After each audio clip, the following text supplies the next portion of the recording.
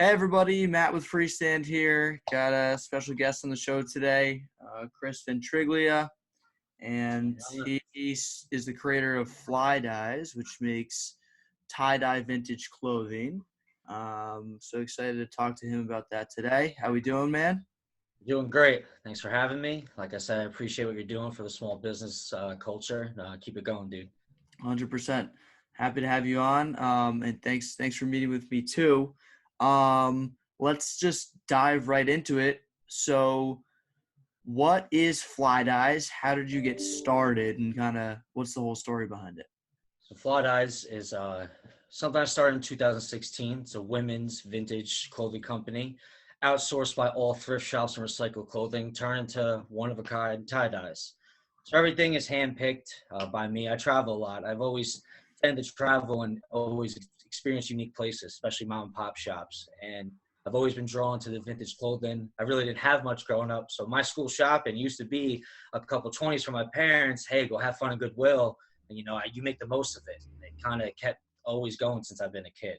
So what it is, I take pieces that I find with my style that I like, and I create acid wash clothing into them, naturally tie-dyed pieces from thrifted clothing. So everything's recycled, one of a kind, and unique. Every time that you purchase it, it's one of a kind for everybody. That's awesome. And you said you got started back in 2016, right? Yeah, So it's 2016. It's wow, crazy to think that. that Yeah, is it's a crazy. It's been long journey, but I'm super excited. There's still more to come, and I learn every single day, and I look forward to all the opportunities I have upcoming. I have a lot of news ahead, so I'm awesome. excited. And is it like a full-time gig for you, or you do it like on the side? Well, the full-time gig, it used to be a side thing. I actually used to be a chef. I went to culinary school, so I had a whole different path in my life. I went to college for it. I was a chef in Atlantic City. I did the whole thing. But you do start to experience when a passion turns to a career and it takes over your life.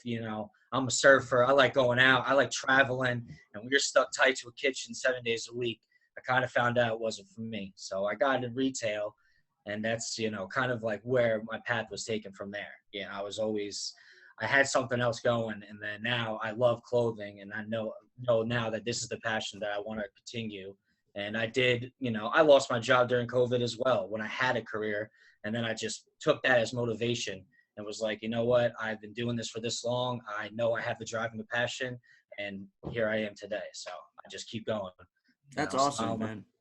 vibe in my head. Yeah, of course, man. That's really It's cool. a struggle for everybody. I mean, I meet a lot of small business creators now, and I love talking to people because everybody has a dream. They should try, especially now. Every small business has such a big eye to it. It used to be overlooked. Now people don't want to shop big corporate. They want to go support a small business because they know someone's doing a little dance when they make a purchase instead of a corporate company. Not even caring what that purchase was. So Yeah, 100%. Yeah, I think that's interesting that you bring that up. I think I agree.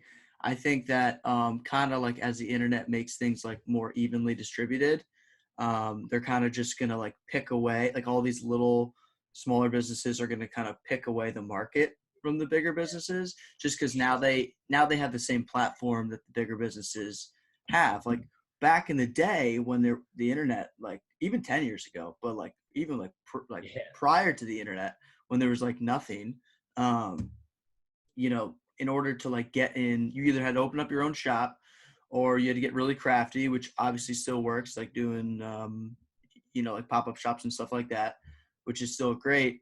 But like, if you really wanted to do something like kind of large, you had to like, get into like a big retailer or something. You had to get into yeah. Macy's and stuff like that. You know what I mean? And there's only limited shelf space, but now everybody that can make, can just create something and print a t-shirt or, whatever can sell and access that market.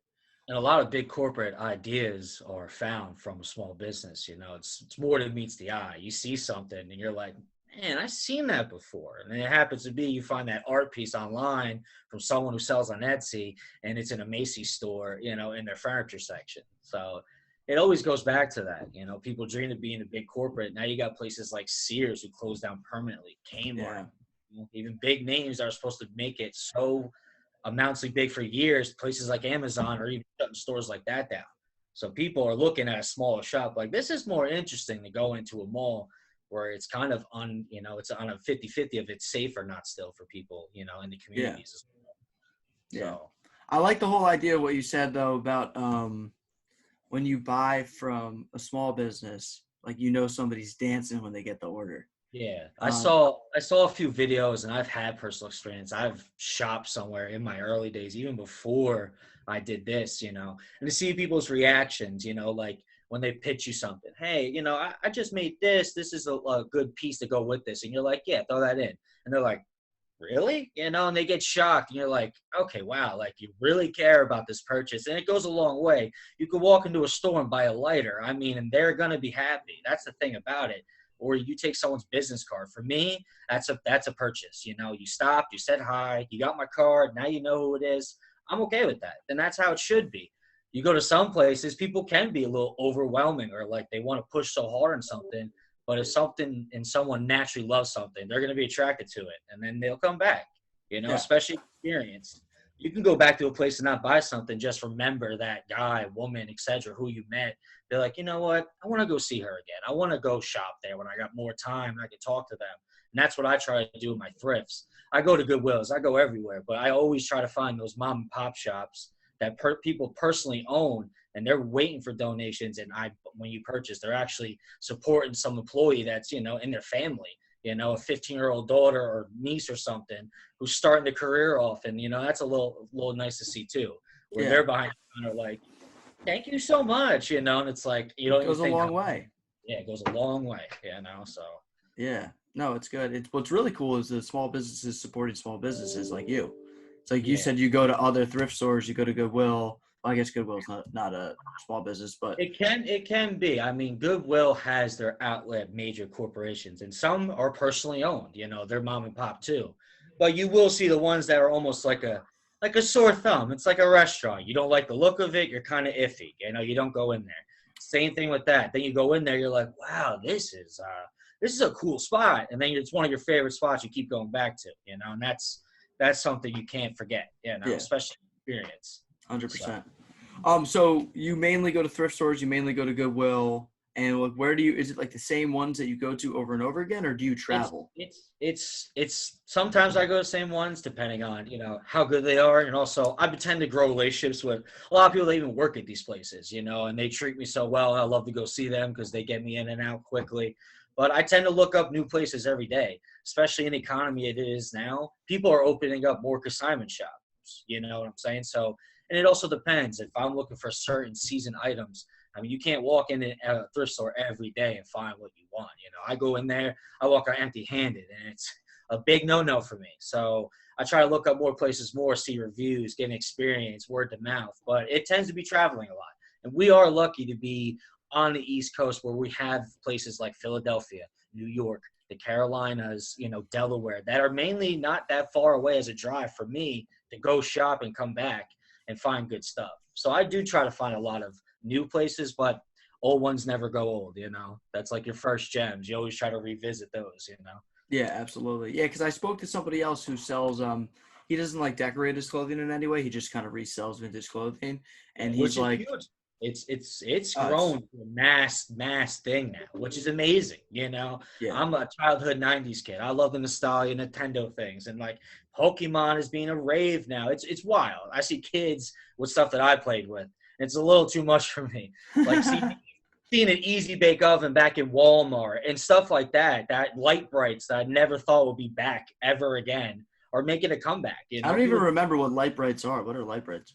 You remember? Oh wow, I guess I'm throwing it back. It was a thing where it had a picture and you put it on and it had little plastic pieces and it had a light behind it. And every time you punched them in, it was different colors and you formed a photo. So it'd be like a flower, that's or a cool. star, and this thing had a colored light bulb and all these different pieces. And it's a straight '90s thing. A lot of those things, like Bop It and all these other Bop It, sure. that are like still huge to this day. I've had people I had conversations with talking about out loud, like Uno. I always remember this. And like people in the group going, what's Uno? And they were younger, 13, whatever. And I was just like, oh man, we don't even know what Uno is, but everybody's learning more. People don't even want digital cameras. Polaroid is back. Like people know how to use that more than a digital camera. They're used to it. You're Very, right. That shit is crazy you how know? shit just circles back like that. Yeah, Yeah. it is wild how it did a full 360, And and that I think people would never mention to me, and they're like younger, and I'm like, oh, you know about Mario or something like that? Because I don't think they would. So it's different. I mean, yeah, and I love it. I'll always be a kid in my heart. that's awesome. That's a good way to live. Yeah, But yeah, I was talking because I actually asked the guy. Well, the one thing I was going to say was he just keeps saying that he has to go farther and farther out to find stuff. He said back in the day when he first started, it was a little bit easier. But like now it's kind of yeah, become a little bit and more I think difficult. You just have to get like a little bit more crafty.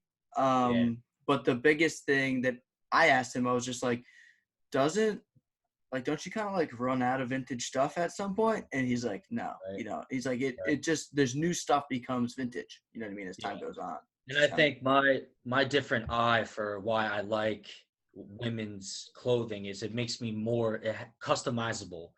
I don't like to find something just off a shelf and try to triple its value. I like to crop it, restitch it, redesign it to make it more unique.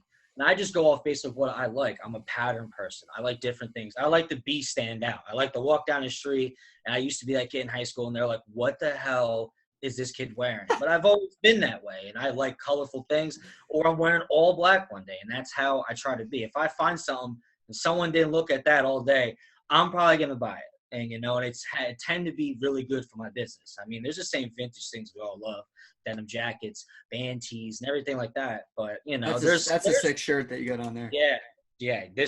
I do keep things for myself. I try to. It's hard, but Yeah. you know, Well, you got to keep that some stuff every once in a while. yeah. But I think If it, that's a, go ahead. I was like, no, if it fits me, I look for mostly women. So I see something, I'm like, okay, we'll put Yeah. that to. I think that's interesting that you like, and really smart that you went with women's. And I was like, when you first said that, I was like, what, women's? Is a guy. Yeah, yeah. Um, and, It's but yeah, it tends to, it's like surprising for some people. I mean, everybody could be a designer, but it was something that someone actually said to me at one point an event, one of my first ones, a nerve-wracking event. And I've sold men's, kids, and stuff like that. And more or less, she was just like, the way they bought things and the jeans and they bought outfits. I was like, I want that more. I want to have people buy outfits and be able to build things with my clothing and always have different pieces for different seasons. Whether now the vintage clothing is taking off where you could shop a new shirt and it's $300. I mean, it's getting too much. But why I try to keep my prices near what I tend to find things, because we all know where you get things from. yeah, Me, I 100%. love to see people build a collection, come back and want more than less. And I do make men's, but most of the time it turns to be customs for boyfriends or husbands or stuff like that, because it's my fault, because I make stuff for myself and I wear it and then I don't have it on the rack. So it backfires. But, I love how where my business went, where it grown. And, that's why I keep things open, because I'm always open for, a new design. I've done kids stuff for a wedding thing. It's very creative what people come up with and ideas that we do together. Yeah, And absolutely. I think the coolest thing about that is the fact that, so like when you say like vintage, like there's like really specific vintage pieces that are like a lot of money and they're probably hard to get, or they're like just not that abundant, right? Um, or if you can get them, they're just super expensive and then you have to resell them for like a small margin or whatever. yeah, With what you're doing though is you can kind of pick up these older like low key vintage pieces that people kind of ignore, and then you make the value by putting your own twist on it. You know what I mean? Like as opposed to just relying on whether or not something is like valuable on yeah, StockX or not StockX, but you know what I mean. yeah, like a Um, website like that. like a website like that where like kind of the internet sets the value, like you create the value. You know what I mean? So it's very different. Yeah, and it's a big thing. Like in my business I've always helped with is I'm a big listener. So I've always listened at events like the Asbury Fresh, where I've been at for almost 4 years, and Sundays in Asbury Park, is I'll hear someone like having a young daughter or something, a son, and they're like, man, I wish I had this size shirt, Star Wars. I want this Madonna shirt. And I've had people come back, seen them, and been like, listen, I know you said Star Wars. Look, I made this Darth Vader shirt for this little kid. And his joy was overwhelming, and I was like, see, the little details you got to do, and people think you forget, but I do see the same customers at a farmer's market. They buy the same produce and everything every week, And, that's why I tend to try to keep everything limited and new, because you can always find something different. And that boy comes and visits me every day since then, no matter where I am. So it's a good thing. It's a good, funny feeling, and it's great, and he wears it all the time. That's And they awesome. always talk about it, and they shop with me all the time. So just little stuff like that, and that's why it's a big thing where people make clothing, and they tend to do like a same market for one size. You got to remember, there's so many people in the world that want different size clothing. They need a super tight fitting shirt or an over loose shirt to wear to bed. You never know. So that's why I arrange my style to so many vast selections and just recreate them, because you never know what someone's going to do with it. People take my clothing and cut it more, I see Yeah. a shirt, I'm like, is that a tank top now? So it's all free, Yeah. all free will. You can do whatever you want, Yeah. but I start the style, we'll say, for you. Yeah. Yeah. And where do you sell? Do you sell on? I saw you have an Etsy. Do you also have a Yeah. website? Yeah, no, I sell through Etsy. It's mostly my website, which I have different stuff only on there. And then I sell throughout different stores and pop-ups throughout different seasons. But my biggest location is Wanderlust and Sea in Asbury Park. They also have another location, Secret, women's high-end women's boutique and men's clothing surf shop with tons of various brands and styles from everywhere. So I'm very happy. Shout out to my guy Luke. But Shout we out have Luke. other things. We got Made in Soul, which is a women's salon in Lake Como, close family friend of mine. So I bring new collections there every week. And then Asbury Fresh starts every Sunday, May 9th until the middle of fall. We'll be there every Sunday. And other locations. I'll be at Seaside Park on Fridays at a farmer's market, Princeton Thursdays. We're going to have a busy season, and there's going to be a lot in store. So I'm looking very forward to it. Looking for a very happy, sunny summer. I know Yeah. It'll be all of us are nice. looking forward to a little more freedom. I know masks will be worn everywhere still. Let's not worry about that. But Are you a getting the smile will vax? be under that mask every day. I promise you. You got to put a picture of your face on the mask, and then they can Yeah, see you right. smiling. I just gotta always say, I am smiling here. Don't worry. That's what the doctors did during like a lot of the doctors and nurses did during COVID. You know what I mean? Because the patients were really sick, and they Yeah, couldn't see their face smiling, so they used to put pictures. that's a good Um, idea. Put a big smile on the face of your picture of your yeah. own. Because you never know what somebody looks like under there. It's like they No, could some be people could be fucking having a bad day. pissed. I Some mean, people with could be the happy. Yeah, with the sunglasses, a hoodie, and a mask. I mean, I don't even know who you are. Yeah, literally. People come up to me and they're my friends. They're like, "Hey, Chris." I'm like, "Oh, wow, what's up? Where are you going?" um, so the farmers markets though, and the farmers markets are the only one where you're like really there in person, like interacting with customers, right? So you Yeah, like, I mean, every in-person pop-up shop, I've always been there. I mean, this yeah, year being with so many markets, you might see new faces at some tents, but most of the time, I'm there every time, especially Asbury. That's my home. It's where my business started growing from since day one. I've had multiple store locations in and out of that area, and Asbury has my heart forever. So every Sunday, I will be there at the farmers market, and they're also doing Saturdays this year. So it's going to be a very fun, busy week.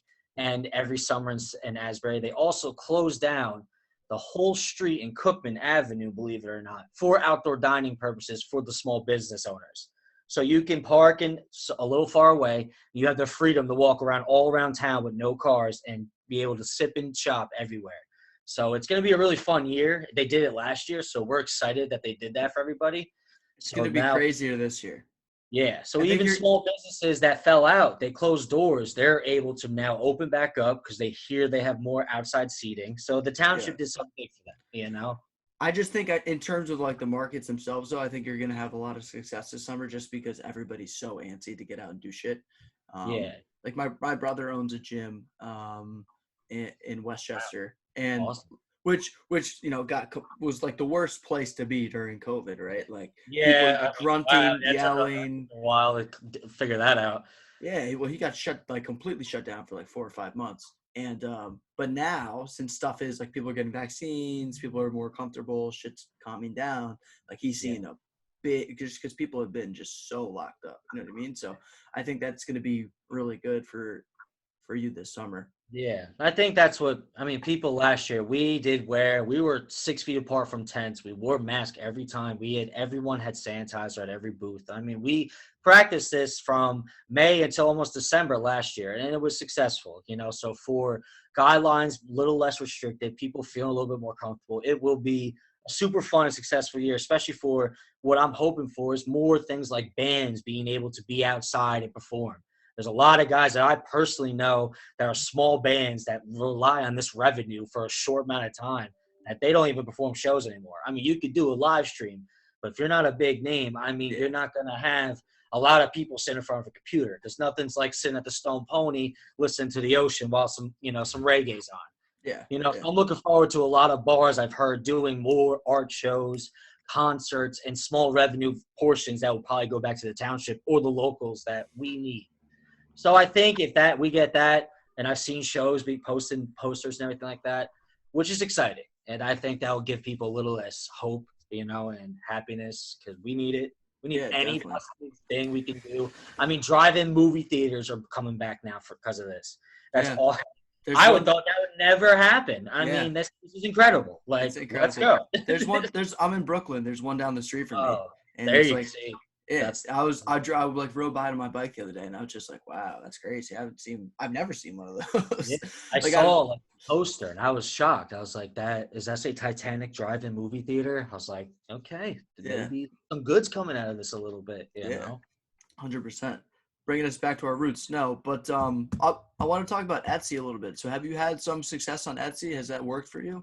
Yeah, it's always a rocky road. Always starting a small business, let's say, but the online is a hard thing to upkeep, and it's something that you gotta. If you don't work for somebody else, I'll tell you what, it's still something to wake up every day and say, man, I gotta put in 4 hours on my computer, and you gotta do it, And I've had success, but you always have your ups and downs. And for somewhere to people to be able to type in, a vintage tie-dye shirt, specifically if they want a Devils, a Blue Jays, a band shirt, something specific, they could find it on Etsy with no problems. And when I first started, it was tough to think of people searching flydyes.com without knowing what the brand is and just being so new. So I've had success from it since, I think over 2,000 sales on there going. And it makes me want to drive more to open my own online store, especially when I do have, things rumoring about I'm have a store in the next year or two. So once that is something, it's either or, where if I'm going to put all my time in the store, it will be tough to upkeep on an online business like Etsy, because they do take fees, and there's a lot of things that come with that for them doing so much for you. Yeah. Yeah. But I've always tell people that that sell certain things like jewelry, paintings, collectibles. It's somewhere to start for everybody. And you will be successful as long as you put the time and the work into it. It's a lot of detail-oriented things, but guess what? Nothing in this life comes easy, right? So I always pitch people to it. But now 100%. I agree. From learning so many years, now I kind of know more knowledge to start my own website, because now I know how I would want it. Instead of just going in full force, all this money, and you don't want to plummet. You don't want to lose that drive because you're not successful. You want to keep that moderate flow, and you got to keep that passion going. And that's something that is tough. But personally, I do love Etsy. I've always shopped there myself. And that's what even got me to do that. When I first bought something, I was like, this would be good for Fly Dyes. Yeah. And I've been on it since. Yeah, it's really good for to start. Like, I feel like pretty much everybody I talk to, regardless of if they're on Etsy or whatever they're selling on Amazon, eBay, they usually started there, and then eventually, once they kind of got the idea of how they wanted to run the online component of their business, then they transferred to an independent site and figured that out. The issue then becomes when you just go completely independent is, how do I drive traffic to my independent site? Like, do I just rely on Instagram? Is there some other way that I can do it? And that's the other thing that I love talking to people about is, like, what's your opinion on Instagram? Because it's kind of this, I see it as this one platform that kind of holds everybody by the balls, honestly. And it's tough. Kudos. I like that. It's a good term. I also always say what it could be your opinion, where I would always say, where would I be without Instagram? I mean, no one would know Fly Dyes, which is, it's also a scary thing of how powerful that app is. Yeah. And it's also something that I'm on every day. I find stuff I love every day. But with me, I remember when I first started on Instagram, and that was 2015 when even the face of it looked different. I mean, I see pictures of it now, and it's crazy where it's become. When stories weren't even a thing, Yeah. highlights weren't even a thing yet. They stole that from Snapchat. Yes, right away, and they almost did it better. So that's like how they just do that every time. They did. But They did it now, with TikTok too. yeah, now the algorithm is something that would always just it niches me. Is that when I first started, I could post something very simple but driving from my brand and get a lot of good feedback. Nowadays, I mean, the upkeep is you gotta be posting every day, certain times, making sure your details are correct. And that was in my middle of my success. That's where it was stressful. It's like, wow, what do I think? What do I do? I don't got any creative photos to post. And that's something, if you don't post, Instagram will kind of affect you. It will say, hey, you got to upkeep so people will see your post more and more. But it's also something that I think it's amazing because where else can you post your products, your photos, your markets, and everything else connected on one platform? I mean, you can post an item that's connected to the market you're going to be with, also the person who's wearing it, and they all get their business growing. That's a small business model. That's a small business owner. And then that's me as a small business owner as well. So you got to think of it like that. Like, look at us. We all connected from one small group that was created by one owner of a small business. And now we're all helping each other grow. And people love even seeing and hearing that, So Absolutely. That's something I think, I mean, it's just crazy to think where would some of us be, especially business wise, without it?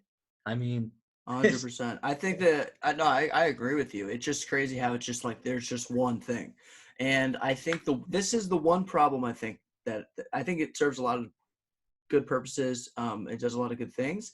This is the one issue I have with it. It prioritizes the best content creators from a business perspective. It prioritizes the best content creators, not necessarily the best businesses. So it's like who can make the most content that gets the most attention. But you might not be able to do that, but maybe you have better products or you have something that's just just like like there's could be somebody selling garbage, but they're just like very good at like creating just engaging shit. But their items might not be that amazing, or what they're selling might not be that amazing. So it prioritizes content creation over the actual business itself, which is I think a little crazy. But that's just I have a little thing with them. So I think it's a lot of people's opinions on certain things. Like they have apps where you can shop directly from Instagram, and I've never really been a fan of that. I've never really shopped that. So people ask about it all the time, like, when's that going to happen? When's that going to happen? Then you just like, look at this website. I got full of things. Here it is. But, that easy access is something that can make or break a sale for anybody because you got to keep up with these things. And that's what's also kind of what's bad, a downfall of a small business person who's fresh and new. Like if they don't have the funds to start these things, to buy Etsy ads, to buy Google ads, all these things, and you can't keep up with it. Like me, I've been open for, like I said, over almost 6 years. If you go on my Instagram, I'm about to hit 3,000 followers. And for that long of a store business being open, I mean, it should be bigger. But I never ever wanted to buy, bots and buy followers because I wanted natural, organic people to actually see my product and they will buy it. Because a bought follower is not going to look and buy my product. It's just going to give me the 1,000 likes on my post to make it be like, wow. It's pointless. I think it's pointless. Yeah. So that's something I want people should notice all the time is that 20K to 40,000 follower business ain't the best one or a small business at all. And you do see some even famous, baseball players posting jewelry from people that are not big at all. And that to me is like almost inspiring. Like people are even seeing that. Like, I don't need to buy the Hublot and go that route when I got this guy who just wants to give me product and, for a small fee, and they're supporting it that way. Yeah. So that's something too. I've had people just be like, wow, you really don't care about your Instagram or you don't follow up on it. I'm like, I mean, you can see I post every day, but you're very active. Yeah, and it's what I like to do. I like to think of everything is so new to me. When I think of something, I want it to be out there. I don't want to jot it down and forget about it. I got a nice idea. I wake up with it. It's somewhere on a sticky note, and I'm posting that. Excuse me, later on. Yeah, yeah, 100%. All right, man. Well, last question I usually like to ask is if somebody's listening, they want to start some type of business. I don't know, maybe they're trying to sell clothes like you, or really anything at all. Do you have any form of advice for them? Any tips, things you've learned along the way? Uh, Biggest tip is one will always be never give up. And also, two, like my story, you could be on a different path right now. You have a passion or a hobby. Don't ever let go of a passion. You can continue to work a career, you can continue to be successful and continue to have a roof over your head. But if you got a passion, music, art, anything, never let it go.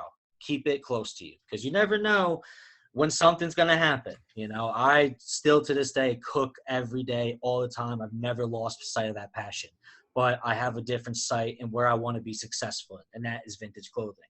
So that would be my biggest advice. And it's always simple for people. Never give up, follow your dreams, be a good person. And now, since it's 2021, keep your mask on. All right. I think that's good. That's great advice, man. Thank you. Yeah. And thank you for coming on. I really appreciate it.